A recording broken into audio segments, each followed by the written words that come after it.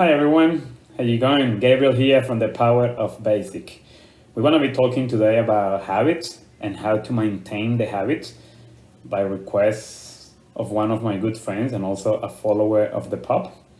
But talking about this subject, habits, is really hard to talk in only 5 minutes. So let's try to do really quick. So I just want to talk to you going back to my journey.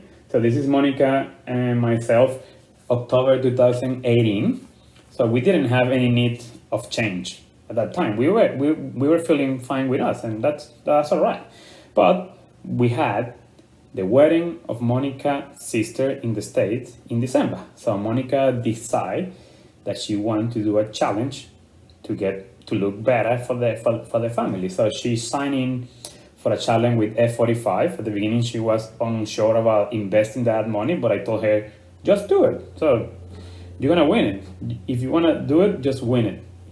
And then she went there. She actually won, I reckon, first or second place, and she got the money back that she invested. But the good thing is we were having a good meal plans. So really recommend it, guys. F45 meal plans, awesome, guys, because I wasn't going to do the activities, and I lost as well a lot of kilos, a lot of fat. So Monica achieved her goal for the wedding, and I achieved my goal as well, doing whatever she was doing. That was excellent. And then we came back in January 2019, and I always want to do a triathlon. Always want to do a triathlon. So I signed in with my current club, SBA Triathlon, and I started going there. So the idea of signing up in a club and having a coach and having another people that is waiting for you at 5 a.m. to go for a run, it creates accountability, it creates a routine and a schedule that you have to follow.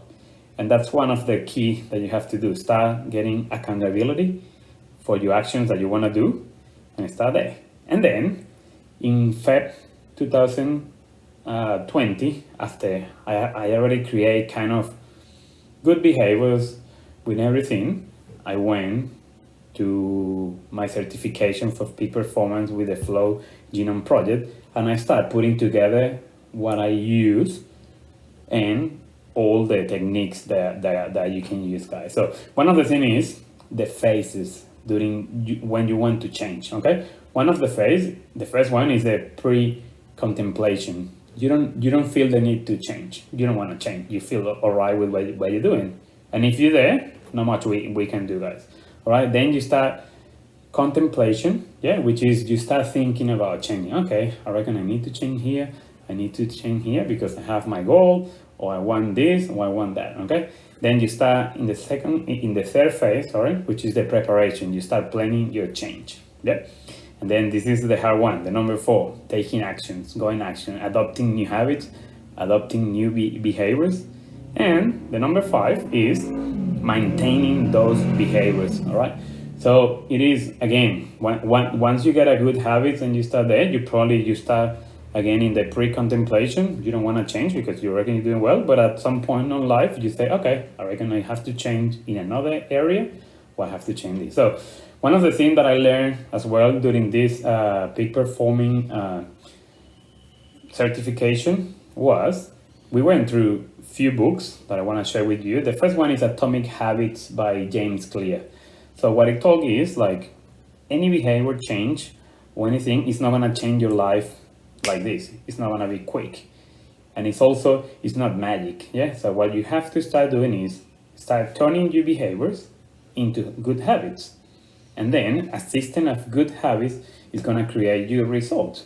So what he recommends in his book as well is to start stacking activities that you want to do with things that you already do. For example, you want to start meditation, or you want to start doing some exercise in the morning, but every morning when you wake up, you get a cup of coffee.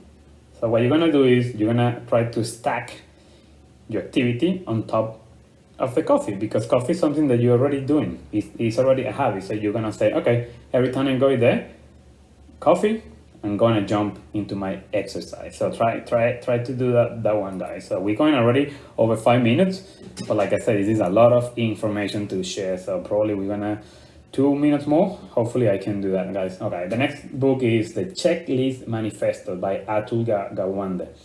And what it means is checklists are so powerful tools to use.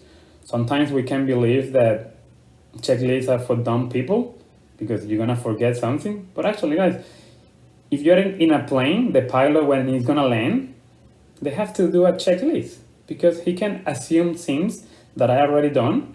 If they don't do the tick, tick, tick, you can create a deadly event. So for you guys, if you want to do some activities in the morning or during your day, you can create your checklist and do bang, bang, bang, bang. If it's not working for you, stacking with another habit or doing the checklist, what I recommend is carrots and sticks. Okay, so Carrot and Stick by Ian Ayres.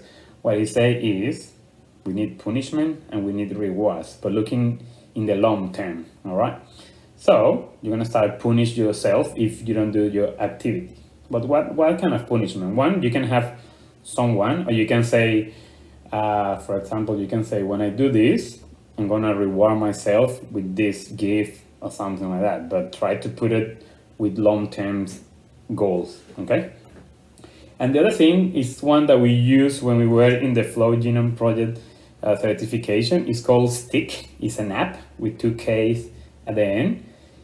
And you put your credit card and you're gonna donate money if you don't do your activities and your behavior that you wanna do to any organization that you choose, that you choose one that you don't want to donate your money, okay? And then you choose another people who's gonna be checking on you.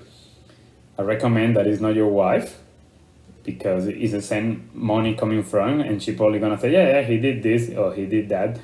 So try to choose a friend or someone at your work.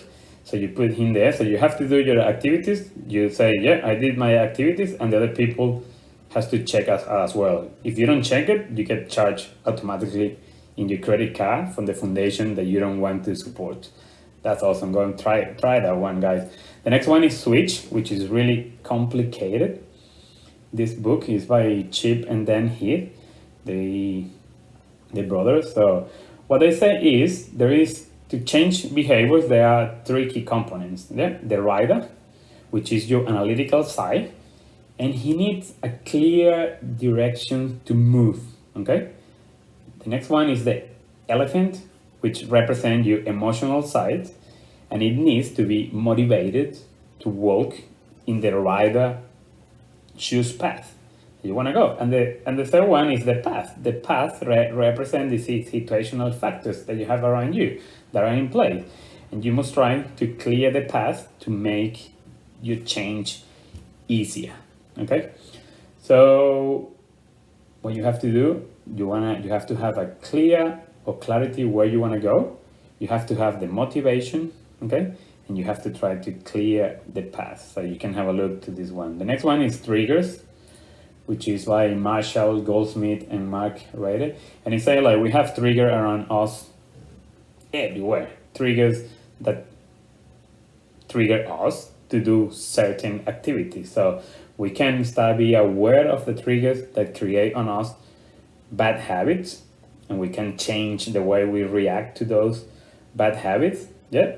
Or we can start putting or finding more triggers to do the good habits. So what I mean by trigger is, for example, if every time you finish your exercise, you pack everything and leave it inside somewhere, probably next morning you're not gonna see it and you're not gonna remember that you have to do your exercise.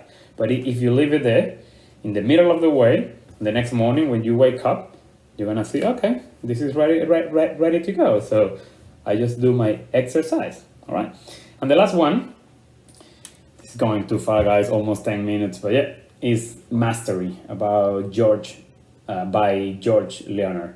And what I say is, when we're doing any creating new habits or any behaviors or anything, it's not about the results, guys, because you're not gonna get results quick, okay? But what you can do is enjoy and try to do your best effort during the activity. For example, if you're doing a push-up challenge, your first day, you're gonna be probably really weak. You're gonna be doing your push-ups and you can only do 5. Okay, so happy with that. Do it. Do your 5 really slow. Look at your technique and enjoy it. Enjoy the journey. Next day, you wake up and you want to do another push-up. What's going to happen? You're tired because you haven't done it in years. You're going to have pain everywhere. So you're probably going to do only 2.